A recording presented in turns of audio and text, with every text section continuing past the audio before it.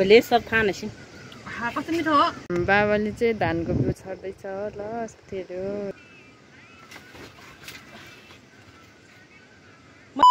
Hello good morning everyone. हजुरहरू सन्चै हुनुहुन्छ होला, म पनि सन्चै छु।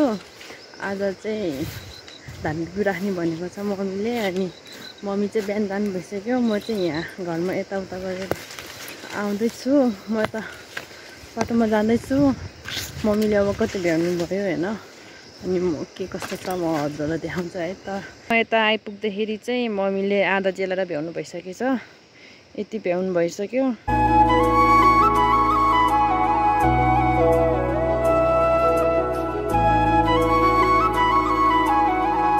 हेलो साथीहरू, आज धानको बिउ राख्नलाई बारी खनिरहेछ। अब खनिसकेपछि बिउ राख्छ। अनि मेरो छोरीको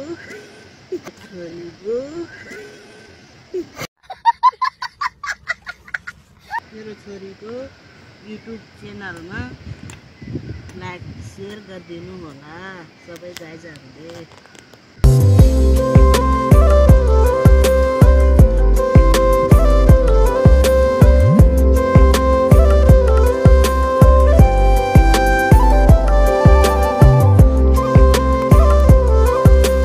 बाबाले चाहिँ धानको बिउ छर्दैछ ल साथीहरू।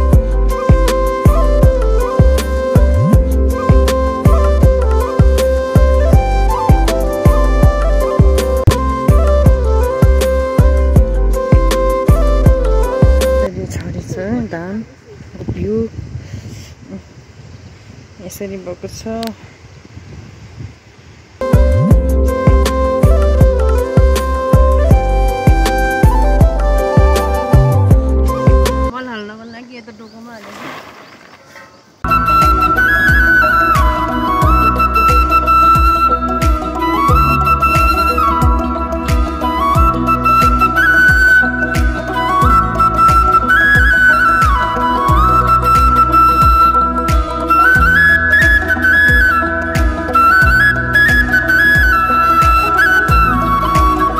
बिउ राखेपछि यसरी मल छरेर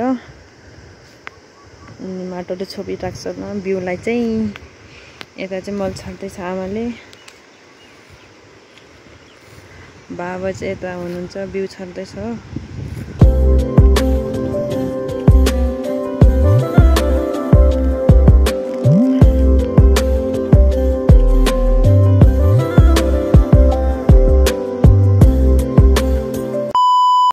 हामी चाहिँ घाँस काट्न जानु लागेको ल गाइज। यता मकै छ, कस्तो राम्रो भएको छ। हाम्रो गाउँमा चाहिँ यस्तो राम्रो राम्रो मकै भएको छ। अनि यहाँनिर टनेल छ होइन, यतातिर दाइले बनाउनु भएको टनेलमा चाहिँ टमाटर रोपेको छ। पाकेर आधा टिपेर लगिसक्यो। यता हरियो हरियो छ ल साथीहरू। अनि यता म छु, घाँस काट्न जाँदैछु म। यता चाहिँ हाम्रो तोरीबारी छ है ल साथीहरू। यतिको पो हातोरी चाहिँ कस्तो राम्रो देखेछ। बाटो चाहिँ हो, हामी चाहिँ यसरी जाँदैछौँ। बाटो चाहिँ लर्र छ, घाँस हाल्ने ठाउँ चाहिँ यता हो। म चाहिँ यता छु, आमा र म जाँदैछु। अब घाँस जाने हो। यहाँमै फेरि उद्यो हो त्यो टाउको माथिको।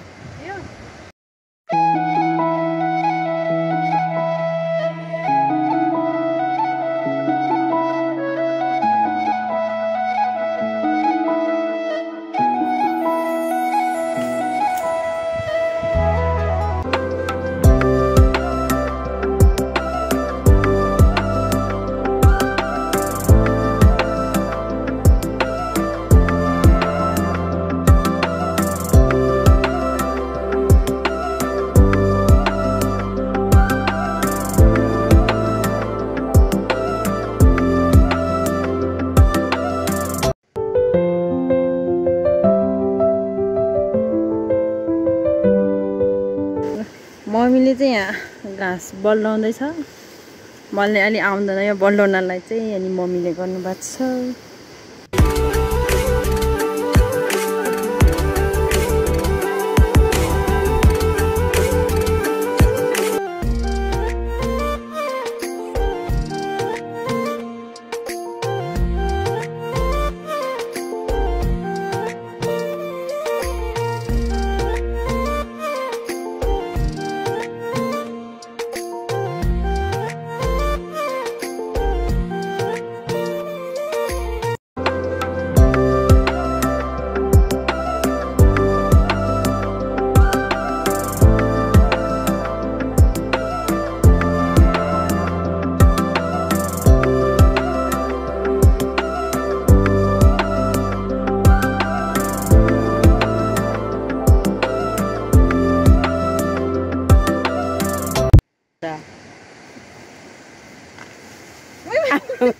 हाम्रो मम्मीले चाहिँ यता पराल निकाल्दैछ गोरुको लागि।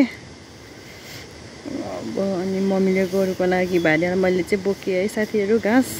यता चाहिँ साँगो छ है, यस्तो राम्रो छ। यता गाउँहरू पनि यो चाहिँ चेपे खोलाको साँगो, हाम्रो घर नजिकको।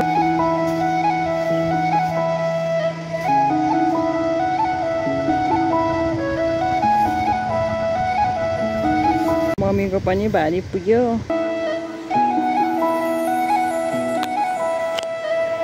हामीले चाहिँ घाँस काटी भ्याएन ल। अनि एकैछिन यता पारी घट्टा जानु लागेको म र आमा चाहिँ पहिला सबैले त्यहाँ मकै धानहरू पिन्ने गरिन्थ्यो। आजभोलि त मिल आयो होइन। अनि त्यसपछि मिलको जमानामा सबैले मिलमा पिन थाले हो। घट्टा चाहिँ त्यहाँ पारी हो, हामी चाहिँ यहीँ चेपे खोला छ। पानी परेर त्यस्तो धमिलो आएको छ। फाइनल्ली हामी चाहिँ यहाँ घट्टामा आइपुग्यो ल साथीहरू। म देखाउँछु। बाटो चाहिँ यहाँ हो, यस्तो छ बाटो। अनि यता माथि पहिला चाहिँ यहाँ गाउँघरमा घट्टामा मकै चामलहरू पिनेर पिठो बनाइन्थ्यो होइन। यस्तो छ घट्टा चाहिँ यतिको। अहिले त पिन्ने केही छैन। पिन्ने बेलामा यहाँ हालेर अनि पानी चलाएर यहाँ पिन्छ अनि यहाँ सफा गरेर निकाल्छ है साथीहरू। हामी चाहिँ यता पारी मथे घर जाँदैछौँ है साथीहरू। उता जाँदाखेरि यतिको खोला तर्नुपर्छ होइन है। खोला तर्दैछु म चाहिँ। यहाँ सानो खोला छ, उता जानलाई खोला तर्नुपर्छ। मम्मी घर आएको त ठुलो मम्मी रक्सी पार्दै रहेछ है साथीहरू। रक्सी खाने भए आउनु ल यता गोर्खा गाउँमा।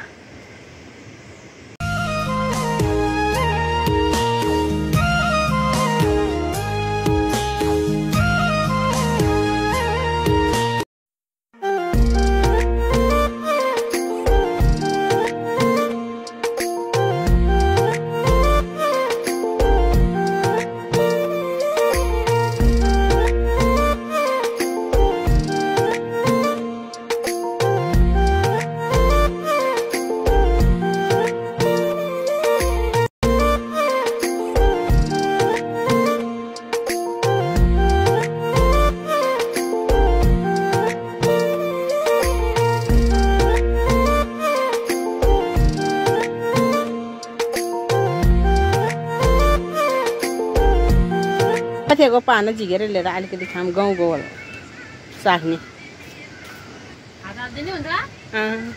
हाल्न अलिकति मात्रै म्याउसी गर्ने भोलि सब थाहा नसिम। कस्तो मिठो हो। हामी चाहिँ घट्टा हेरेर यता ठुलो मम्मी घर गएर घर फर्किँदैछ। ठुलो मम्मीले हामीलाई तरकारी दिनुभयो, बोडी र गलभेडा छ। काँक्रो त यता मम्मीले झोलामा हाल्नु भयो। यहाँ छ, यहाँ यो चाहिँ आधा हामीले अघि खाएको हो। अनि अर्को चाहिँ यहाँ है, अर्को चाहिँ यहाँ छ है, हामीले ठुलो मम्मीले दिएको। हामी चाहिँ घाँसको भारी बोकेर घर जाँदैछ है त साथीहरू। मम्मी चाहिँ यता छ, म चाहिँ यता छु। घाँसको भारी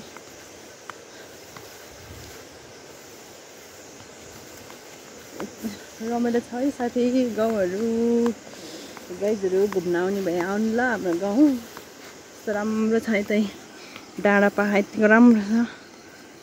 यता पारी गोर्खा, यता लमजुङ हो, वारिपारी छ। हामी अब घर आइपुग्नु आयो त साथीहरू, बाटोमा छौँ। यहाँ चाहिँ हाम्रो मकैबारी छ। मम्मी त्यहाँ पुग्नुभयो पराल भारी बोकेर। यहाँ चाहिँ सनफ्लावर कस्तो राम्रो फल्यो। यहाँ एउटा, यहाँनिर एउटा फुलिरहेको है त साथीहरू। यस्तो राम्रो फुलेको फुल।